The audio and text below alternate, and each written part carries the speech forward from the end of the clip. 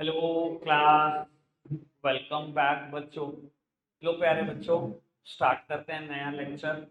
बाबू, नए लेक्चर में एक नए चैप्टर की चर्चा को शुरू कर रहे हैं। बेटा, जब मैंने चैप्टर नंबर 2 स्टार्ट किया था ना, मैंने आपको ये बोला था ये मेरे हिसाब से यूनिट नंबर 2 भी है। चैप्टर नंबर 2 का नाम था कंज्यूमर इक्विलिब्रियम। और बेटा, मैंने ये बताया था कि मैं इस पूरे चैप्टर में और अगले कुछ चैप्टर में ना कंज्यूमर बिहेवियर की चर्चा करूंगा आपसे। और मैंने कहा था फिर चैप्टर नंबर 5 में करा चुका हूं, जिन्होंने नहीं करा वहां से बेटा प्रोड्यूसर बिहेवियर शुरू हो जाता है। प्रोडक्शन चैप्टर हमने पढ़ा था। यानी कि चैप्टर नंबर 2, 3 और 4, इसका ना एक ही नाम होना चाहिए, इस यूनिट का नाम होना चाहिए कंज्यूमर बिहेवियर, कि कंज्यूमर कैसा सोचता है। और आपने देख लिया बेटा पिछले चैप्टर में कंज्यूमर इक्विलिब्रियम, कहाँ कंज्यूमर मैक्सिमम सेटिस्फैक्शन की कोशिश करता है, कितना खर्चना चाहता है मैक्सिमम सेटिस्फैक्शन के लिए। सर अभी भी बात चलेगी। अगेन चैप्टर का नाम है डिमांड। बेटा सारी बात कंज्यूमर के एंगल से। इससे अगला चैप्टर है इलास्टिसिटी ऑफ डिमांड, सारी बात कंज्यूमर के एंगल से। ठीक है जी। अगेन बाबू बात सुन लो। डेफिनेशन डिमांड की जरूर एक लाइन की दिख सकती है, मेरा एनालिसिस बहुत काम का है। ठीक है जी, आराम से एनालिसिस सुनना। आज मैंने बेटा कुछ ज्यादा टॉपिक उठाए हैं। एक टॉपिक उठाया डिमांड, और बेटा इसी के डिटर्मिनेंट सिर्फ 1.5 पेज उठाया और कुछ भी नहीं करा। ठीक है जी, सिर्फ 20 मिनट लगाऊंगा, मैं टॉपिक खत्म कर दूंगा। सब सामने देखते रहे। ठीक है जी। बस बात सिंपल सी है कि 20 मिनट के बाद मुझे 5 मिनट का सुनना है। ठीक है जी, और सुनूंगा सिर्फ आज वाले टॉपिक में से। बी वेरी फोकस्ड कि हम जल्दी से खत्म कर पाए। जल्दी से यही याद करा दूंगा, ये श्योर है। मैं यही याद करा दूंगा। बस आपको वो चीज मेरे को बस बता के जानी है कि आपने पढ़ा है, एज अ फीडबैक। बेटा डिमांड क्या होता है, पढ़ना। बाबू कहता है demand is the quantity of commodity that a consumer is willing to buy, able to buy at each possible price during a given period of time। अच्छा जी। बाबू डिमांड में इसने लिखा फैंसी सी definition, quantity of a commodity that a consumer is willing to buy, able to buy at various possible prices during a given time period या period of time. बेटा accounts के student हैं, बहुत अच्छा से जानते हैं बेटा गिवन पीरियड ऑफ टाइम क्या होगा। बेटा गिवन पीरियड ऑफ टाइम कुछ और नहीं, फाइनेंशियल ईयर। यानी कि डिमांड मेजर होती है फाइनेंशियल ईयर में, starting from 1 April of a year ending on next 31 मार्च। ठीक है जी। तो अब डिमांड को मेजर करते हैं, सबसे पहले गिवन पीरियड ऑफ टाइम क्या लिया हमने, फाइनेंशियल ईयर। तो वो है क्या demand, quantity of a commodity that a consumer is willing to buy. बेटा अगर किसी चीज को आपकी कोई विश लिस्ट में ही नहीं है कोई चीज, क्या कभी डिमांड हो सकती है आपकी? आप विलिंग ही नहीं हो उस चीज को बाय करने के लिए। मैंने बोल दिया ऐसा कि मैं कभी भी ना कोई एक पर्टिकुलर फोन का नाम लो, ब्लैकबेरी, बाय करना ही नहीं चाहता। मेरे विश लिस्ट में नहीं है वो चीज, I am not willing to buy that phone. क्या बेटा मेरी डिमांड हो सकती है उस चीज की? कभी भी नहीं हो सकती। डिमांड बनने के लिए सबसे पहली शर्त क्या है बेटा, आप विलिंग टू बाय होने चाहिए। दूसरी और सबसे काम की बात, बेटा एबल टू बाय भी होने चाहिए एट डिफरेंट पॉसिबल प्राइसेस। सुनना, एक आदमी बेटा 10,000 रुपए महीने की नौकरी करता है और कह रहा है I am willing to buy Mercedes S class. बेटा क्या तेरे सिर्फ विलिंग टू बाय होने से वो चीज डिमांड बन जाएगी? बेटा विलिंग टू बाय होने के साथ साथ क्या होनी चाहिए, you must be able to buy it at different possible prices. चाहे वो 1 करोड़ की है, चाहे वो 5 की हो जाए, चाहे वो 10 की हो जाए। अगर आप डिफरेंट पॉसिबल प्राइसेस पे उसको बाय करने के एबल हैं तो वो डिमांड है, वरना वो डिमांड नहीं है। समझ में आ रही है बात? अच्छा आज ये बात बोलो, मुकेश अंबानी का है I am willing to buy Mercedes S class, तो डिमांड है कि नहीं है? वो 100% डिमांड है। क्यों भाई? वो विलिंग टू बाय तो पहले ही है, एबल टू बाय तो बोलने की जरूरत ही नहीं है। कंपनी ना खरीद के बैठ जाए अगला आदमी। समझ में आ रही है बात? कोई दिक्कत कोई परेशानी तो नहीं? क्या है demand? Quantity of a commodity that a consumer is willing to buy, able to buy at different possible prices during a financial year, during a given period of time, and that given period of time is a financial year. कोई दिक्कत कोई परेशानी तो नहीं? समझ में आती है इतनी सी बात? समझ में आ रहा होगा एनालिसिस कितना इंपॉर्टेंट है। लिखे होने से कुछ फर्क नहीं पड़ता, एनालिसिस है सबसे काम की चीज है। बेटा आगे एक टॉपिक स्टार्ट हो रहा है, देखना क्या लिखा हुआ है। इंडिविजुअल डिमांड, ये देखना क्या लिखा है, मार्केट डिमांड। सामने देखना बाबू, मैंने पिछली बार भी इसको ऐसा समझाया था बेटा, टॉपिक का नाम इंडिविजुअल डिमांड, मार्केट डिमांड, मैं एक और ऐड कर रहा हूं एग्रीगेट डिमांड। तीन तरीके की डिमांड हम इकोनॉमिक्स में पढ़ते हैं, ये वाली बात बेटा 12th क्लास में मैं पढ़ाऊंगा मैक्रो इकोनॉमिक्स में। ठीक है जी, फिलहाल बात सुनना बेटा, इंडिविजुअल डिमांड क्या होती है, जहां एक सिंगल गुड्स या सर्विस की बात चले और बेटा एक कंज्यूमर की बात हो, उसे बोलते हैं इंडिविजुअल डिमांड। बेटा मार्केट डिमांड क्या होती है, जहां एक सिंगल गुड्स या सर्विस की बात चले लेकिन दुनिया के सारे कंज्यूमर की बात हो, उसे बोलते हैं मार्केट डिमांड। और बेटा एग्रीगेट डिमांड क्या होती है, दुनिया के सारे गुड्स और सर्विसेज और बेटा दुनिया के सारे कंज्यूमर्स। बेटा ये मैक्रो फैक्टर है, दुनिया के सारे गुड्स एंड सर्विसेज की बात करना, तो बाबू ये बात मैक्रो इकोनॉमिक्स में पढ़ाई जाती है क्लास 12 में। अभी बेटा मैं सिर्फ एक गुड्स एंड सर्विसेज की बात कर रहा हूं, अगर बेटा उस एक गुड्स और सर्विस को खरीदने वाला सिर्फ एक इंसान की बात चल रही है, उसे हम बोलते हैं इंडिविजुअल डिमांड। और बेटा कोई एक सिंगल गुड्स है, कुछ भी समझो, लेट्स सपोज व्हीट, और दुनिया के सारे कंज्यूमर की डिमांड की बात करोगे तो उसे मैं बोलूंगा मार्केट डिमांड की बात चल रही है। यानी कि single goods and services, single consumer, किसकी बात चल रही होगी, individual demand. Babu single goods and service, दुनिया के सारे कंज्यूमर, किसकी बात चल रही होगी, मार्केट डिमांड। कोई दिक्कत कोई परेशानी तो नहीं, पक्का से एनालिसिस क्लियर हो गया आपको। अब यही बात मैंने बेटा थोड़ा सा कॉम्प्लिकेट करके लिखी हुई है, समझ में तो आ गई बात, आगे बढ़ सकते हैं पक्का से। बाबू मैं पढ़वा नहीं रहा हूं, पर मैं पक्का बोल रहा हूं, जो लिखा हुआ है मैं पहले ही पढ़ा चुका हूं।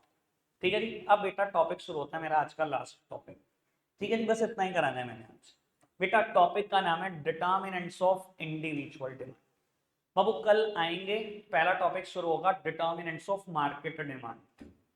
आज क्या है, इंडिविजुअल डिमांड, बस मैंने इतना ही पढ़ा है। बाबू मैं दोनों टॉपिक एक दिन में उठाना नहीं चाहता था, इस चक्कर में मैंने सिर्फ इतना उठाया, कॉम्प्लिकेट ज्यादा हो जाएगा एक दिन में सब उठाऊंगा तो। ठीक है जी, अभी परेशान नहीं करते, अभी मेरे पास है इतना टाइम कि सब कुछ रिवाइज हो सकता है। ठीक है, तो बाबू मैं डिटर्मिनेंट्स की बात करने जा रहा हूं इंडिविजुअल डिमांड के। मेरी बात आराम से सुनना, मैं पढ़ने का मौका नहीं दूंगा, मेरी ही बात सुनना। बाबू पहला डिटर्मिनेंट जो डिमांड को अफेक्ट करता है बेटा, वो है price of a given commodity.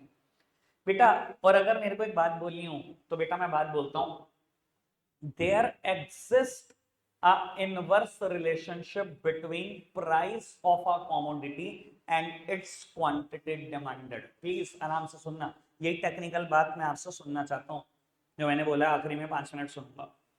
बेटा जब ये हेडिंग लिखोगे ना, price of a given commodity, तो टॉपिक का नाम समझते हो, डिटर्मिनेंट्स ऑफ डिमांड, मतलब वो कौन कौन से फैक्टर हैं जो डिमांड पर अफेक्ट डालते हैं, वो कौन कौन सी चीजें जो डिमांड को अफेक्ट करती हैं। तो बेटा मैंने पहली चीज लिखी price of a given commodity, और मैंने क्या बोला, there exist a inverse relationship between price and its quantity demanded. किसी भी कमोडिटी को उठा के देख लो, प्राइस के साथ क्वांटिटी डिमांडेड का इनवर्स रिलेशनशिप होगा। इनवर्स का मतलब समझते हैं, अगर प्राइस बढ़ा दो मैं किसी भी कमोडिटी का, तो उसकी क्वांटिटी डिमांडेड लिख कर ले लो, गिर जाएगी। और बेटा अगर प्राइस गिरा दो तो लिख कर ले लो क्वांटिटी डिमांडेड बढ़ जाएगी। लोग प्रूव करते हैं, ऐसा मजा नहीं आएगा। बाबू मेरे साथ हुआ था एक इंसिडेंट, जब मैं पिछली बार पढ़ा रहा था, और मैंने वो इंसिडेंट की एग्जांपल बनाया था, अभी शायद आपको याद भी आ जाए। मैं एक रेस्टोरेंट के बाहर खड़ा हुआ था, ठीक है, ओला पे था अपनी ईवी पर, ठीक है जी, और मेरे सामने खड़ा था एक शख्स, एक अंकल, जो टीवीएस आईक्यूब पर थे। मैंने पिछली बार भी ये एग्जांपल दिया था। मेरे पास आए, कहते कैसी है इसकी परफॉर्मेंस, मैंने कहा परफॉर्मेंस लाजवाब है। मैंने कहा मेरे को पूछने की जरूरत नहीं है, टीवीएस की बहुत तगड़ी परफॉर्मेंस है। तो मुझसे पूछते हैं कि अगर दूसरा व्हीकल मैं खरीदना चाह रहा हूँ ईवी, क्या मैं खरीद लूँ। मैंने कहा आप सर किसी से सेटिस्फाई नहीं होंगे, मुझे टीवीएस आईक्यूब की भी बहुत अच्छे से जानकारी है, आपको कोई सेटिस्फाई नहीं करता, आप टीवीएस आईक्यूब ही लेना, दूसरी कोई नहीं सेटिस्फाई कर पाएगा। तो उन्होंने कहा मैं खरीदने का इच्छुक तो टीवीएस आईक्यूब ही था, पर जब मैंने पहली टीवीएस आईक्यूब खरीदी थी तो खरीदी थी 1,34,000 की। कहता शहर में कोई डिस्ट्रीब्यूटर नहीं था, मैं दिल्ली से चला कर लाया था, 1,34,000 की खरीदी थी। कहता है आज सेम 1,76,000 की। मुझे बताने की जरूरत नहीं है क्या हुआ इस क्वेश्चन में, आपने प्राइस बढ़ा दिया, क्वांटिटी डिमांडेड गिर गई। समझ में आ रही बात? और बेटा अगर आज सेंट्रल गवर्नमेंट कह दे कि जितने का भी व्हीकल जो भी कंपनी बेच रही है उस पर 50% सब्सिडी हम देंगे, ये 88 का हो जाए, बस बेटा हर घर दूसरे घर में देख लेना टीवीएस iQ। मैं गलत तो नहीं बोल रहा है बात? बिल्कुल सही बोल रहा हूं। पक्का से बात समझ में आ गई आपको? मेरी बात पहुंच पाई सब तक? बेटा देयर एग्जिस्ट, बोल दो मेरे साथ साथ, there exist a inverse relationship between price of a commodity and its quantity demand. है ना? किसी भी कमोडिटी के प्राइस में और उसकी क्वांटिटी डिमांडेड में इनवर्स रिलेशनशिप होती है। और अगर इसी चीज को मुझे और इलेबोरेट करना हो तो इनवर्स रिलेशनशिप का आप मतलब जानते हैं, प्राइस ऑफ अ कमोडिटी बढ़ेगा तो उसकी क्वांटिटी डिमांडेड गिर जाएगी, प्राइस गिरेगा तो क्वांटिटी डिमांडेड बढ़ जाएगी। कोई दिक्कत कोई परेशानी तो नहीं? पहला डिटर्मिनेंट क्लियर? बस इतना सा था, पहला 5 है, पहला डन। आगे बढ़े, चलो ठीक बेटा। सेकंड हेडिंग होगी प्राइस ऑफ रिलेटेड गुड्स। मैं पढ़वा देता हूं, सिर्फ हेडिंग ही दिखानी है मैंने। बाबू हेडिंग देखना क्या है, प्राइस ऑफ रिलेटेड गुड्स। मतलब क्या होते हैं बेटा ये रिलेटेड गुड्स? बेटा रिलेटेड गुड्स पता है क्या होते हैं? बेटा अगर एक गुड्स का प्राइस में कोई चेंज हुआ और दूसरे गुड्स की क्वांटिटी डिमांडेड बदल गई, एक गुड्स का प्राइस बदल रहा है और उसकी वजह से दूसरे गुड्स की क्वांटिटी डिमांडेड बदल रही है, ऐसे गुड्स को हम रिलेटेड गुड्स कहते हैं। कि प्राइस बदल रहा है एक गुड्स का और कोई दूसरा गुड्स है उसकी क्वांटिटी डिमांडेड अफेक्टेड हो गई उससे, ऐसे सारे गुड्स को रिलेटेड गुड्स बोलते हैं। पहले पहले तो विश्वास नहीं होता, क्या बात कर रहे हो, प्राइस किसी और कमोडिटी का बदलेंगे, क्वांटिटी डिमांडेड किसी और कमोडिटी की बदलेगी, बदलेगी, विश्वास मानो। बाबू रिलेटेड गुड्स ना दो तरीके के होते हैं बेटा। पहले गुड्स को हम बोलते हैं सब्स्टिट्यूट गुड्स और बेटा दूसरे गुड्स को हम बोलते हैं कॉम्प्लीमेंट्री गुड्स। पहले गुड्स को बोलते हैं सब्स्टिट्यूट गुड्स और दूसरे को बोलते हैं कॉम्प्लीमेंट्री गुड्स। बेटा सब्स्टिट्यूट गुड्स का मतलब समझते हैं सब? जो बेटा एक दूसरे के परफेक्ट सब्स्टिट्यूट हैं, एक के प्लेस पे दूसरा यूज किया जा सकता है, उन्हें बोलते हैं सब्स्टिट्यूट गुड्स। और कॉम्प्लीमेंट्री गुड्स क्या होते हैं? बेटा जो साथ साथ यूज किए जाते हैं, है ना, उन्हें बोलते हैं कॉम्प्लीमेंट्री। एग्जांपल दे देता हूं बेटा, कोक एंड पेप्सी सब्स्टिट्यूट है, कोक ना मिली तो पेप्सी सही, मैकडी का बर्गर ना मिला तो बर्गर किंग का बर्गर सही, बर्गर तो बर्गर, है ना जी। बाबू ये सब्स्टिट्यूट गुड्स हैं, आप इनको परफेक्ट सब्स्टिट्यूट बोल सकते हो एक दूसरे का। बेटा कॉम्प्लीमेंट्री गुड्स क्या होते हैं? ये एक दूसरे के जगह पर यूज नहीं होते, एक दूसरे के साथ यूज होते हैं, जैसे कि पेट्रोल एंड कार, जैसे कि टी एंड शुगर, इन्हें बोलते हैं कॉम्प्लीमेंट्री गुड्स। प्लीज सामने देखना। और बेटा ये भी रिलेटेड गुड्स हैं और ये भी रिलेटेड गुड्स हैं, मैं प्रूव कर दूंगा, आप सामने देखते रहना। बाबू मैं दो सब्स्टिट्यूट गुड्स की बात करता हूं, कोक वर्सेस पेप्सी। और मान लो बेटा मेरा गिवन प्रोडक्ट है बेटा कोक, सामने देखना। बाबू दोनों का दाम मार्केट में 10 रुपए चल रहा है, दोनों की अपनी अपनी डिमांड है, ठीक है जी। आज क्या हुआ, मेरा गिवन गुड्स कोक है, आज बेटा पेप्सी ने अपना प्राइस बढ़ाकर 15 कर दिया, क्या होगा ईमानदारी से बताना? इसके जितने कस्टमर हैं उसमें से काफी बड़ा पोर्शन यहां शिफ्ट हो जाएगा कि नहीं हो जाएगा? 10 और 15 में तो 50% का फर्क है सर। इसके जितने कस्टमर हैं काफी सारे यहां शिफ्ट हो जाएंगे कि नहीं हो जाएंगे? बस ये बता दो फटाफट से, हो जाएंगे? तो मैं एक बात बोल दूं बाबू, there exist a direct relationship between price of a substitute goods and quantity demanded of a given commodity. बस मैं इंग्लिश में बोल रहा हूं उस बात को, अगर आप थोड़ा सा फोकस कर पा रहे हो तो आराम से सुन लेना। अगर एक टेक्निकल भाषा नहीं लिख के आओगे नंबर कोई नहीं देगा।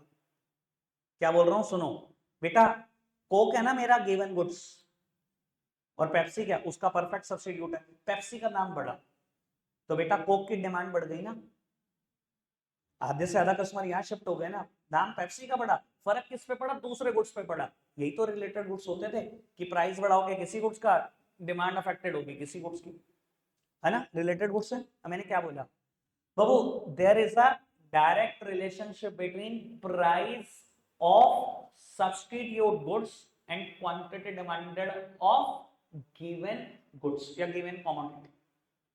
बेटा डायरेक्ट रिलेशनशिप का मतलब क्या है? प्राइस बढ़ाया सब्स्टिट्यूट गुड्स का, क्वांटिटी डिमांडेड बढ़ी गिवन गुड्स की। दिखाई तो दे रहा है डायरेक्ट रिलेशनशिप है, कोई दिक्कत कोई परेशानी तो नहीं? क्या बोला? There exist a direct relationship between price of a substitute goods and the quantity demanded of a given commodity. कोई दिक्कत तो नहीं? एंड वाइसा वर्सा भी लिख देना। इको ने बेटा हमें ना बड़ा प्यारा वर्ड दिया है, ये इको का ही दिया हुआ वर्ड है, आप जहां कहीं भी इस्तेमाल करते हो वाइसा वर्सा। वाइसा वर्सा का मतलब होता है इसकी अपोजिट बात। बेटा अगर प्राइस गिरा दूं बढ़ा दूं के एंगल से बात बोली थी, वाइसा वर्सा का मतलब क्या है? अपोजिट बात। अगर बेटा प्राइस गिरा दूं 10 की जगह 5 कर दूं तो बेटा इसके भी सारे के सारे कस्टमर छीन लेगा। अगर प्राइस गिरा तो क्वांटिटी डिमांडेड इसकी बिल्कुल गिर जाएगी। प्राइस बढ़ा क्वांटिटी डिमांडेड बढ़ जाएगी, प्राइस गिरा क्वांटिटी डिमांडेड भी गिर जाएगी। कोई दिक्कत कोई परेशानी तो नहीं? ठीक है जी। कॉम्प्लीमेंट्री गुड्स क्या होते हैं? जो साथ साथ इस्तेमाल होते हैं बेटा, जैसे कि टी एंड शुगर, ठीक है जी, जैसे कि कार एंड पेट्रोल। कोई दिक्कत कोई परेशानी तो नहीं? इन्हें बोलते हैं कॉम्प्लीमेंट्री गुड्स। आराम से सुनना अगेन बात। बेटा मान लो शुगर का दाम 40 रुपए किलो चल रहा है, ठीक है जी। जब 40 रुपए किलो चल रहा है, टी भी बहुत सारी बिकती है, ठीक है ना, नॉर्थ इंडियन है, चाय से बहुत मोहब्बत करते हैं, ठीक है जी। बाबू भगवान न करे ऐसा हो, पर हो गया कि इस बार ना शुगर केन नहीं हुई, क्रॉप नहीं हुई। शुगर केन को बारिश हो गई होता है, बारिश नहीं पड़ी, कुछ ऐसा हो गया, और बेटा क्रॉप नहीं हुई, और बेटा शुगर का दाम अचानक से बढ़ते बढ़ते बढ़ते बढ़ते 150 रुपए किलो हो गया। ऐसा हो नहीं रहा, सुन लो। हाँ जी, 150 रुपए किलो हो गया। 30 रुपए 40 रुपए किलो से 150 रुपए किलो हो गया। अच्छा एक बात बताओ, जब 150 रुपए किलो हो गया, लोग शुगर कम खरीदेंगे? प्लीज सामने देखना, लोग शुगर कम खरीदेंगे? सर खाली शुगर ही कम नहीं खरीदेंगे, चाय खरीद के क्या करेंगे जब चीनी नहीं खरीदेंगे? तो ये भी तो कम खरीदेंगे, कम खरीदेंगे, पक्की बात, समझदार हो। सर सुनना, there exist a inverse relationship between price of complementary goods and quantity demanded of a given commodity. बेटा प्राइस बढ़ा शुगर का, क्वांटिटी डिमांडेड गिर गई टी की। समझ में आ रही है बात? पक्का से शुगर का दाम बढ़ा, शुगर की तो क्वांटिटी डिमांडेड कम करोगे ही करोगे, और सिर्फ इसकी क्यों करोगे? जब चाय बाबू जब शुगर नहीं खरीद रहे तो चाय खरीद के क्या करोगे? वो भी तो कम ही खरीदोगे। समझ में आ रही है ना बात? There exist a inverse relationship between price of complementary goods and quantity demanded of a given commodity. कोई दिक्कत कोई परेशानी तो नहीं? दो फैक्टर पूरे होते, प्राइस ऑफ अ कमोडिटी और प्राइस ऑफ रिलेटेड गुड्स। इधर देखना फटाफट से, क्रक्स बोलता हूं मैं, ठीक है जी। क्रक्स मतलब कंक्लूजन, क्रश नहीं। हाँ उम्र ऐसी है, सुनाई वही देता है, पता नहीं क्या चक्कर है। बाबू price of a given commodity क्या बोला था? There exist a inverse relationship between price of a commodity and its quantity demanded. Price of related goods में दो हेडिंग है, सब्स्टिट्यूट गुड्स और complementary goods. Substitute goods, there exists a direct relationship between price of a substitute goods and quantity demanded of a given commodity. There exists a inverse relationship between price of a complementary goods and quantity demanded of a given commodity. तो इतना conclusion बोल दो यार, teacher अपने आप समझ जाएगा, बच्चे को नॉलेज है, ठीक है जी। बाबू तीसरी हेडिंग है इनकम ऑफ कंज्यूमर। बेटा तीसरी हेडिंग है इनकम ऑफ कंज्यूमर। आप सिर्फ सामने देखेंगे बेटा, मैं पढ़वा नहीं पाऊंगा पर समझा सारा दूंगा। इनकम ऑफ कंज्यूमर, बेटा income of consumer demand affect करती है क्या? करती है, साबित करते हैं बस। बेटा एक होते हैं मार्केट में इंफीरियर गुड्स, ठीक है जी, और एक होते हैं लग्जरी गुड्स। बेटा यहाँ बस लग्जरी बोलना नहीं है, दिमाग में लग्जरी रखना है, इसे बोलेंगे नॉर्मल गुड्स, इको की भाषा में, ठीक है ना। एक तो कबाड़ा गुड्स है, सस्ते और कबाड़ा, और एक बेटा अल्ट्रा लग्जरी है, ठीक है जी, उन्हें हम नॉर्मल गुड्स बोलते हैं। अच्छा एक इंसान की इनकम की शुरुआत ऐसे ही होती है, आपके पेरेंट्स ने भी आपको कहानी बताई होगी, मेरे पेरेंट्स ने बताई है कि शुरुआत हम बहुत नीचे से करते हैं, फिर बढ़ते हैं धीरे धीरे जाकर। बाबू मेघान से क्या है, मेरे से जरूरी बात चल रही है।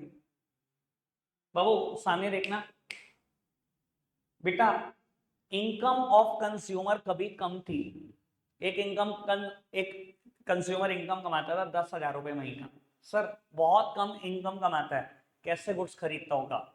ऑब्वियसली इनफीरियर, खराब गुड्स खरीदता होगा, सस्ते गुड्स खरीदता होगा। इनकम बढ़नी शुरू हुई, 20,000 हुई, अभी भी बेटा ये खरीदता है। 30 हुई, बढ़ते बढ़ते बेटा 3 लाख रुपए महीने तक पहुंच गया। बेटा कैसा गुड्स खरीदेगा?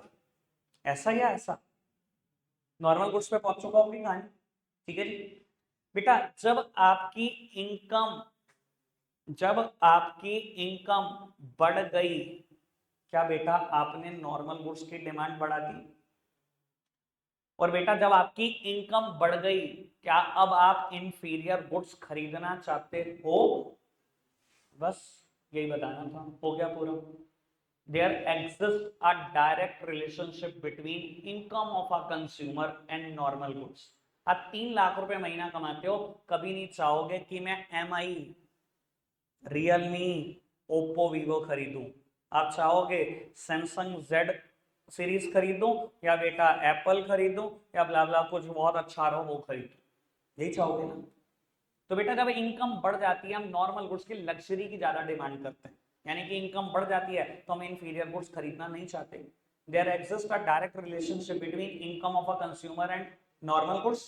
ये बढ़ रहा है तो ये भी बढ़ रहा है। And there exist a inverse relationship between income of a consumer and inferior goods.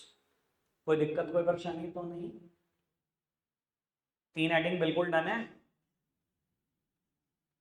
ठीक है जी, बता दोगे मुझे जितना मैंने बताया? बस रिलेशन ही बतानी है मुझे हर हेडिंग में, और कुछ नहीं चाहिए आपसे। बढ़ जाए आगे, चलो जी बेटा। Fourth heading is taste and preferences.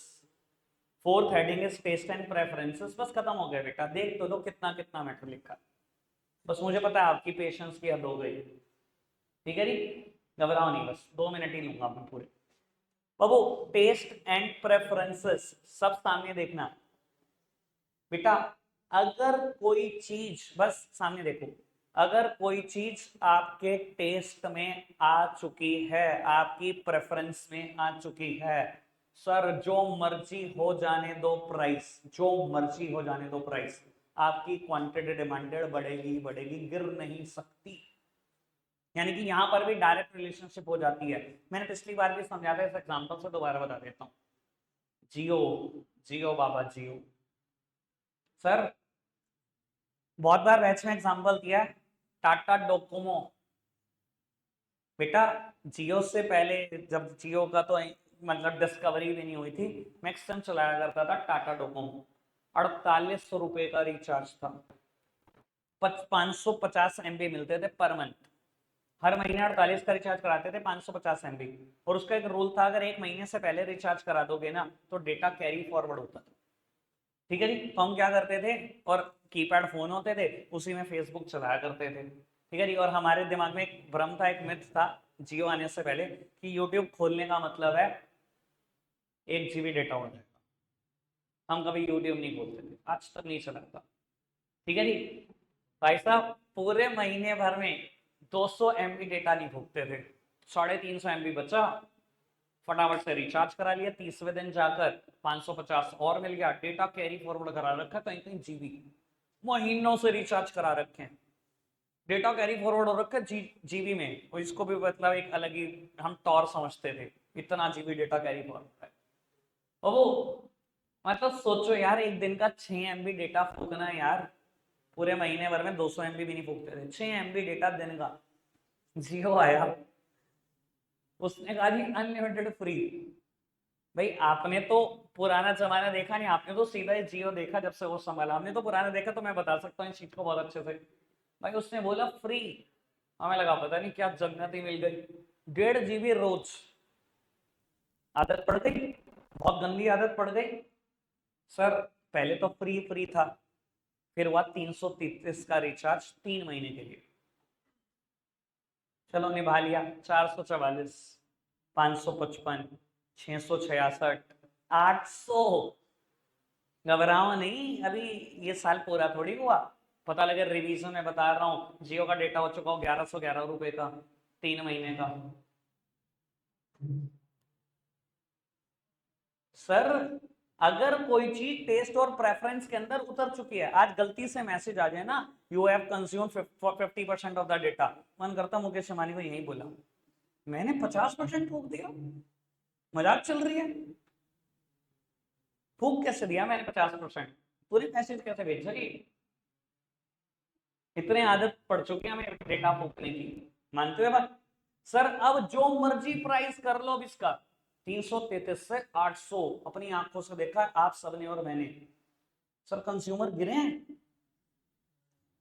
बड़े हैं, sir what ever the price में, अब जो मर्जी करते रहो, हमारे टेस्ट प्रेफरेंस के अंदर आ चुका है वो, बेटा डिमांड बढ़ती रहेगी, गिरेगी नहीं, कोई दिक्कत कोई परेशानी तो नहीं।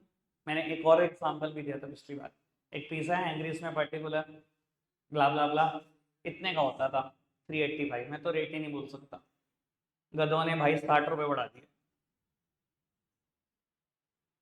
जो मर्जी का फिर टेस्ट के अंदर है, खाना भैया चाहिए बाबू ये 545 का हो जाए अगली बार, तब भी यही खाना, डिमांड गिर नहीं सकती, टेस्ट एंड प्रेफरेंस के अंदर उतर चुका है वो चाहिए, ठीक है ना जी, कोई दिक्कत कोई परेशानी तो नहीं।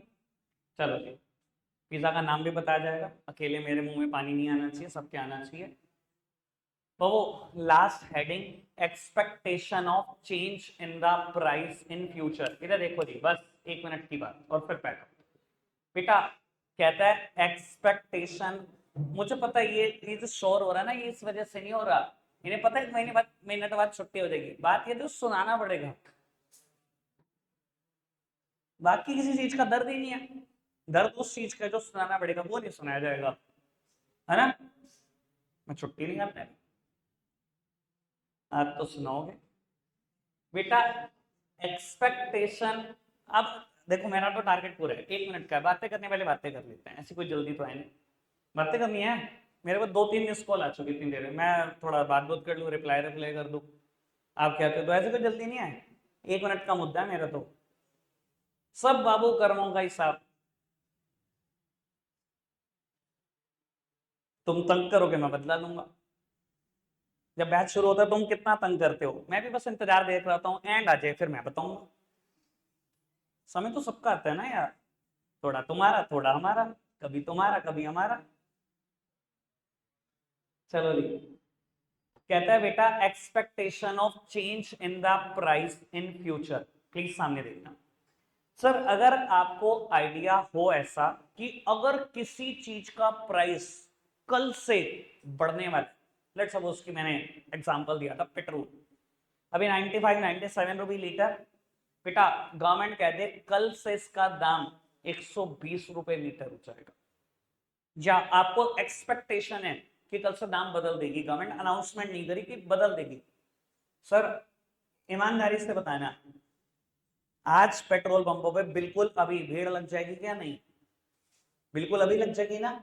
अगर आपको लगता होगा कि मेरी गाड़ी में 30 लीटर तेल आ सकता है, अभी गाड़ी उठाएंगे 30 लीटर तो भरवाओ, मेरी बाइक में 15-14 लीटर आ सकता है तो अभी 15-14 लीटर फुल कराओ, क्योंकि बेटा 22-23 रुपए लीटर बढ़ना बहुत बड़ी बात है, यानी कि बेटा expectation of change in the price in future और बेटा demand in the current period, इन दोनों में डायरेक्ट रिलेशनशिप होती है, प्राइस तो भी फ्यूचर में बदलेंगे पर डिमांड बेटा करंट पीरियड में बिल्कुल अभी बदल जाएगी, अगर प्राइस अभी बढ़ रहे हैं ना, फ्यूचर में बढ़ रहे हैं ना, बिल्कुल अभी तो नहीं बढ़ रहे, कल से बढ़ेंगे परसों से बढ़ेंगे, डिमांड अभी से ही बढ़ जाएगी, यानी कि there exist a direct relationship between expectation of change in the price in future and demand in the current period, demand बिल्कुल अभी बढ़ जाएगी बेटा, यही बात बस कंफर्म कर दो, मैंने और कुछ भी नहीं पढ़ाया आपको नोट से, सिर्फ ये वाली लाइन पढ़ना, there exist a direct relationship between expectation of change in the price in future and change in demand in the current period, ठीक है जी। कंक्लूजन, डिटर्मिनेंट्स ऑफ डिमांड के, पहला था price of a commodity, there exist an inverse relationship between price of a commodity and its quantity demanded, price of related goods, सबसे पहला बेटा substitute goods, there exist a direct relationship between price of substitute goods and quantity demanded of a given commodity. Complementary goods, there exist a inverse relationship between price of a complementary goods and quantity demanded of a given commodity. Third, the income of consumer, there exists a direct relationship between income of a consumer and normal goods. There's a direct relationship between income of a consumer and inferior goods. कोई दिक्कत कोई परेशानी तो नहीं. Normal goods, income बढ़ेगी तो normal goods की demand बढ़ेगी, इनकम बढ़ेगी तो इंफीरियर गुड्स क्यों खरीदूंगा, वो कम खरीदूंगा. तीन बातें, बहुत सिंपल. चौथी बात उससे भी ज्यादा सिंपल बेटा, there exist a direct relationship between expectation of change in price in future and demand in the current period. Price future में बदलेगा, डिमांड बेटा बिल्कुल अभी से बदल जाएगी.